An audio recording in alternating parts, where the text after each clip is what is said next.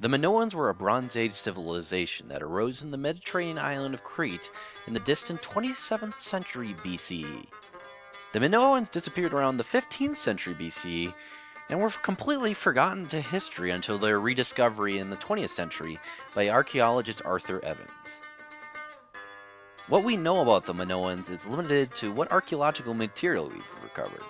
The very name we ascribe to the civilization is itself a construct, derived from Minos, the mythical king of Crete, who liked feeding kids to his wife's bullman son, the Minotaur. The islands have a long history of human habitation, and the Minoan civilization was just one of many to flourish there. It's believed that Crete was inhabited as early as 128,000 years before the Common Era, in the Paleolithic Age. It was not until 5000 BCE that agriculture and civilization began to appear on the island. The actual lines that divide this early Cretan civilization and the Minoan civilization, as well as the Minoans and the civilizations that followed, are difficult to tie down exactly.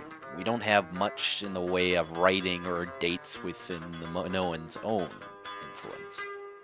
The best archaeologists can do is using pottery and the architectural styles that have been excavated to essentially divide up and map the development of the Minoan civilization, using major changes in events to divvy it up.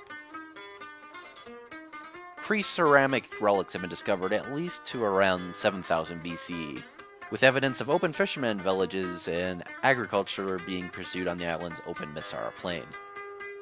The Bronze Age began in Crete around 2700 BC, characterized by the appearance of copper and, of course, its alloy bronze, as in the name, as well as proto-writing.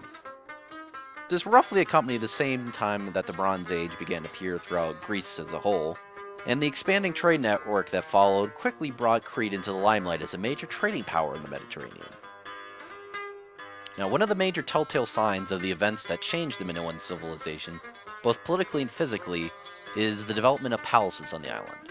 It's believed that the ascension of a monarchical-style power led to the beginning of the construction of palaces on the island, with styles and ages that allow archaeologists to track the development of the civilization as a whole during the Bronze Age. Minoan Chronology is essentially divided then into four parts: the pre-Palatial Period, the times that predate the palaces appearing on the island; the Proto-Palatial Period, where we start getting the old palaces; the Neopalatial Period, new palaces; and the Post-Palatial Period, where we start having the last period of palatial development on Crete. We know that Crete was a trading power from the effect Minoan handicrafts had on the Greek mainland. The influx of the Minoans' material culture had such an effect on the Greek mainland that archaeologists have been able to trace their influence through the style of architecture, as well as the generally directly Minoan-made goods throughout the Aegean. The reach of the Minoans was far enough that they interacted even with the Egyptians, whose own developments, including their hieroglyphics, inspired the Minoans' own.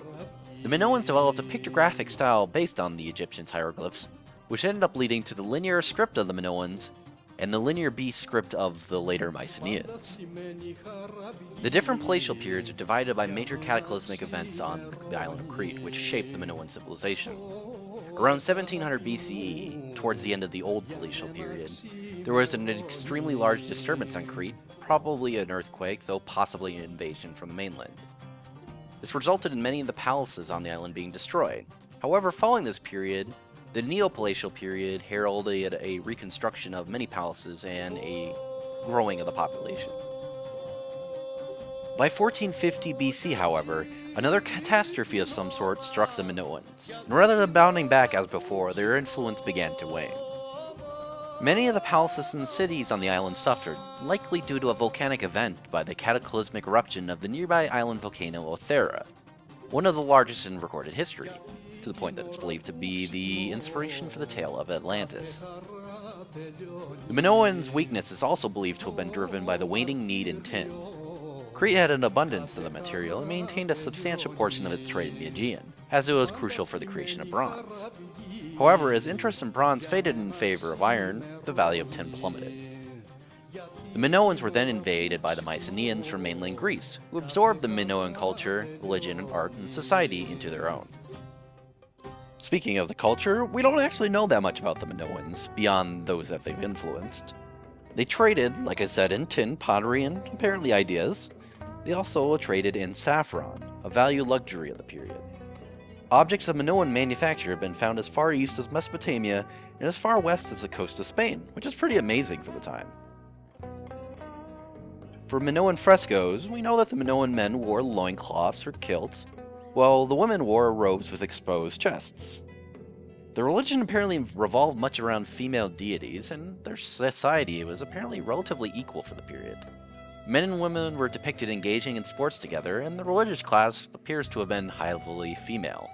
It's thought that the religion, and perhaps its society as a whole, was matriarchal, focusing entirely on female deities whose identities we can frankly only guess at, though it is known that they held sacred as symbols the bull and its horns, perhaps an inspiration for the tales of the Minotaur, as well as the labrys, the double-headed axe, the pillar, the serpent, the sun disk, and the tree.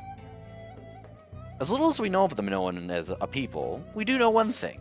They were really important for the Aegean as a whole, and, by connection through the ages, us. Their influence on the Mycenaeans in the later Bronze Age inspired the tales and legends of classical Greece, and directly through the years, much of our own modern culture, to be sure. Even if we can't trace directly all the little things that the influence in what we are today, and where they came from, the Minoans themselves are a crucial part of that past, a crucial part of the Bronze Age development of Europe, and that in and of itself is pretty neat.